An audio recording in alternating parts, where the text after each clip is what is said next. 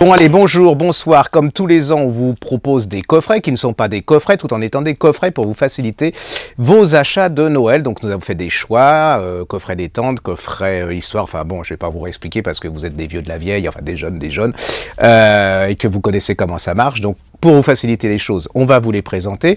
Et en plus, cette année, une chose extraordinaire, c'est que, en plus, gratuitement, nous avons tiré pour vous des sacs Griffe Noire à l'occasion des 30 ans de la Griffe Noire. Donc, collector, très peu d'exemplaires. Donc, à chaque acheteur de coffret, il correspondra on vous enverra un sac. Mais alors surtout, je vous ai bien expliqué, il n'y a pas de coffret.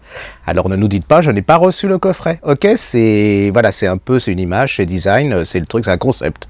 On est les seuls à faire des coffrets sans coffret. Voilà, alors on va commencer. Le premier coffret, c'est un coffret polar poche.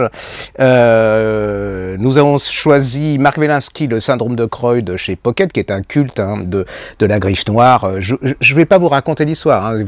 Si vous voulez revoir l'histoire de ces coffrets, vous allez dans Gérard Collard ou La Griffe Noire TV, et là vous aurez la vidéo avec l'explication. Donc ça, c'est vraiment un polar culte de la Griffe Noire. La nuit n'est jamais complète de Nico Takian aussi chez Pocket.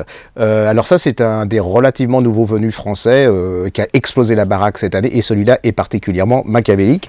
Remasse le comble, l'affaire Léon Sadorski, c'est chez Un Livre de Poche. Donc lui, c'est un des grands polars 2 de cette année. Et puis c'est surtout une autre manière de redécouvrir l'histoire à travers ce polar, c'est-à-dire la collaboration, une page glorieuse de notre histoire. Voilà, ce sera tout pour le polar, le coffret Pocket. Maintenant, alors, notre coffret, c'est le coffret détente, c'est marqué dessus. Oui, parce que je vous signale, j'ai un post-it, il y a marqué, comme j'ai un côté neuneux, on me prévoit tout, c'est un peu comme les starlets. Alors, le premier, c'est Yona Gray. Lettre à Stella chez Pocket. Alors ça, c'est Jean, vous savez, Jean, mon associé, le grand avec les grandes dents, c'est son livre de chevet au niveau de la détente. Il adore. Si je l'avais pas mis dans le coffret, il m'aurait tué. Et j'avoue que je l'ai lu, c'est assez sympa à lire. C'est chez Pocket. Vous avez alors ça c'est super sympa, ça les filles ont adoré, mais bon, si vous êtes un garçon, vous pouvez le lire aussi.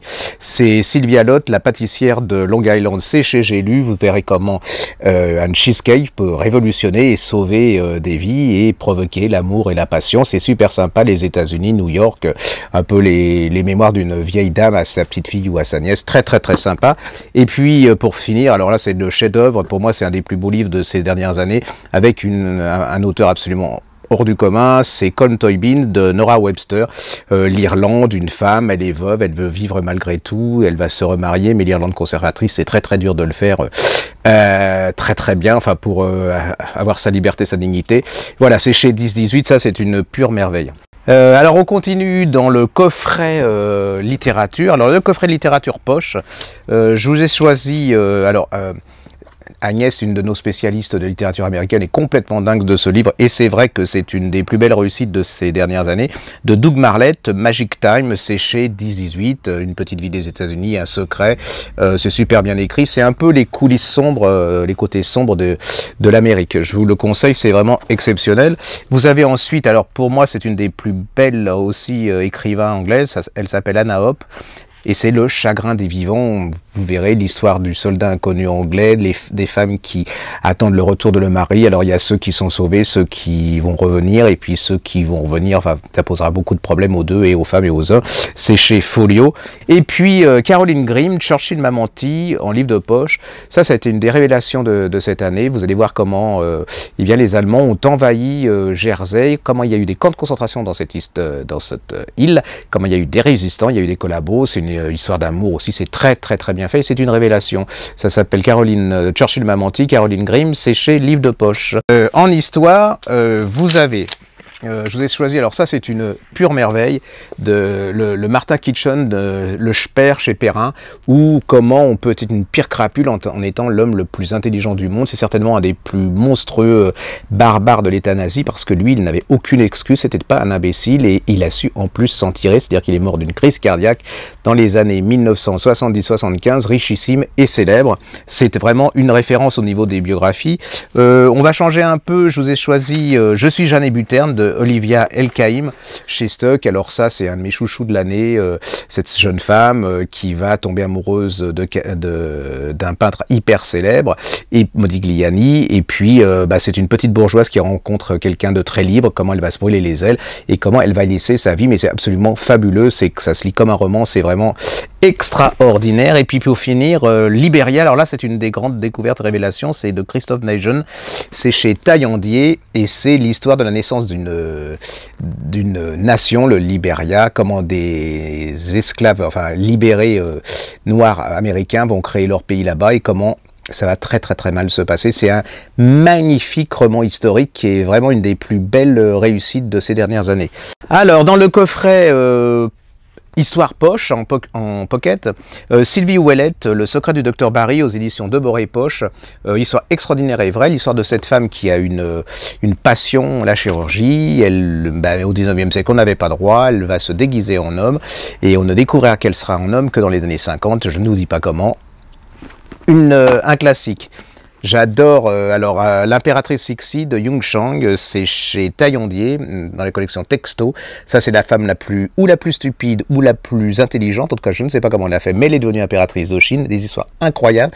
La dernière impératrice de Chine, la Chine avec tout ce que ça a de corrompu, de pervers, mais aussi de grandiose, c'est chez Taillandier. Et puis autre femme extraordinaire, c'est Paula McLean, l'aviatrice. Alors elle a eu beaucoup de vie, entre autres celle de Out Africa, et puis ça a été surtout la première femme qui a traversé l'Atlantique, mais elle n'a pas fait des États-Unis en France, elle a fait de France aux États-Unis, mais comme l'histoire est écrite par des hommes, on n'en parle pas, et c'est une énorme exploratrice, et puis surtout une vie incroyable. Et puis pour ceux qui aiment la peinture, le Martin Guefford de La Maison Jaune en 10-18, qui est un livre absolument fabuleux, bouleversant, c'est l'histoire d'amitié que d'un côté, entre Van Gogh et puis Gauguin. Le problème c'est que Van Gogh aimait beaucoup Gauguin, mais pas Gauguin, et que ça va très mal se terminer. C'est 8 jours à Arles, c'est comme si vous y étiez, vous devenez copain avec Van Gogh, et puis vous haïssez, mais alors vraiment beaucoup Gauguin. C'est en 10-18. Coffret littérature, ça c'était une des révélations de cette année. Isabelle Duquesnoy, L'Embaumeur, on n'en parle pas, c'est en train de devenir un must de chez Moss. Si vous ne l'avez pas lu, vous êtes en retard. Et puis si vous l'avez lu, vous pouvez l'offrir parce que c'est vraiment quelque chose de fabuleux. C'est vraiment, voilà, pour nous c'est un des plus grands succès de l'année. C'est chez La Martinière, elle s'appelle Isabelle Duquesnoy, elle a fait un boulot monstrueux. Alors ça c'est, voilà. Ça c'est aussi une des révélations, ça ce sont pour ainsi dire que des révélations, hein. C'est Catherine Banner, c'est La Maison de bord de la nuit, vous êtes dans une petite île au nord de la Sicile, et dans cette île en fait c'est toute l'histoire de l'Italie à travers 3 générations. C'est, voilà, vous allez passer un moment, vous allez sentir le soleil, vous allez sentir des côtés désagréables comme le fascisme, vous allez avoir de l'amour, de la passion, de la haine, c'est absolument fabuleux. Si vous aimez la trilogie de Ferrante, vous adorez ce livre. Et puis le petit français que j'ai découvert, et là que j'ai adoré, c'est adoré aussi Roland est mort, chez Anne Carrière, et Paul Ivoire, qui est un monsieur absolument charmant, a écrit À chacun son rêve, chez Anne Carrière, et c'est l'histoire d'un village, c'est l'histoire de quelqu'un qui a gagné à l'euro-million. Il va se passer plein de choses dans ce village, et ils sont pas très sympathiques, mais alors, chose que j'adore pour Noël, ça finit très bien, je peux vous le dire, et vous ressortez de là-dedans avec une pêche, et il écrit merveilleusement bien, c'est généreux, c'est chaleureux, quoi de mieux pour Noël. Voilà, ok. Un peu large, alors ça c'est mon chouchou à moi de S.K. Tremen, La menace aux presses de la cité. Il a réussi ce que je pensais impossible, c'est-à-dire à refaire un remake mais contemporain du livre de Daphné du Maurier, Rebecca. Il y réussit merveilleusement, et en plus il y a une chute à la fin, j'étais moi-même surpris, et là pour vraiment grand moment. Le chouchou de Jean, mon associé, c'est Charlie Lapena, Le couple d'à côté chez Presse de la Cité. C'est le truc impossible, comme pour La menace de Tremen. Histoire très simple, un couple, ils vont chez des amis, ils n'ont pas de babysitters, ils laissent leur petit bébé dans la chambre, ils vont les voir des 5 minutes. Le problème c'est un moment, et ben, le bébé n'est plus là. Et là, c'est une recherche éperdue du bébé. Je vous dis, c'est classique, mais pas du tout. Et elle va réussir à... Enfin, ça va être une parfaite réussite et vous allez être captivé jusqu'à la dernière page. Là encore, avec un rebondissement incroyable. C'est chez Presse de la Cité, ça s'appelle Le couple d'à côté de Shari Lapena. Et alors là, le chef-d'œuvre de l'année, hein, Paul Cleave ne fait confiance à personne chez Sonatine. C'est une sorte de dissertation sur la maladie de l'Alzheimer. L'assassin est-il vraiment l'assassin? Est-il malade ou est-il quelqu'un de très intelligent qui simule? C'est absolument une merveille, sophistiquée, intelligent, l'intrigue extraordinaire. Vous pouvez y aller, c'est une réussite. Paul Cleave ne fait confiance à personne aux éditions Sonatine. Et nous allons conclure, j'avoue que je suis assez très fort au niveau de la vitesse. Dans le coffret, je répète, détente coffret, mais il n'y a pas de coffret. Le Alan Spence, Le Monde Flottant, alors ça c'est absolument fabuleux, c'est l'histoire au 19e siècle, de l'arrivée, début 20e plutôt, de l'arrivée, fin 19e, début 20e, pour être sûr, d'un Anglais au Japon, et il va monter sa boîte au Japon, mais c'est pas si facile au 19e siècle, parce que les Japonais, ils n'aiment pas du tout les Anglais. Vous allez voir, c'est passionnant, c'est le choc de deux mondes, ça se lit comme un grand roman d'aventure, et en plus, vous allez apprendre beaucoup de choses. C'est une pure merveille, ça divertit, enfin, vous avez tout. Alors ça, c'est notre chouchou, hein, Philippe Paulet-Villard, L'Enfant Mouche. L'histoire, vous êtes pendant la Seconde Guerre mondiale, une histoire d'une petite fille qui est abandonnée, qui va se retrouver dans un petit village de l'Est de la France, coincée entre les Allemands et les Français. Que va-t-il se passer? C'est une très belle description de l'occupation allemande et puis d'une petite fille qui comprend pas grand-chose à cette guerre. C'est des portraits de femmes absolument bouleversants. C'est une fois que vous êtes dedans, vous ne lâchez plus. C'est ce qu'on demande à un livre, une histoire bien écrite et qui nous apprend quelque chose sur notre histoire. Et puis pour terminer, de Jane Gardan, Les Orphelins du Rage, chez Lattès. Alors ça, c'est une fille qui est absolument phénoménalement connue en Angleterre et dans les pays anglo-saxons, qui est phénoménalement inconnue en France. En fait, à travers, ils ont réuni 3 livres dans un seul, et c'est toute l'histoire de la fin de l'Empire anglais. Donc ça veut dire, vous allez vous retrouver en Inde, en Hong Kong, et c'est des allers-retours entre notre époque et puis le début du XXe siècle.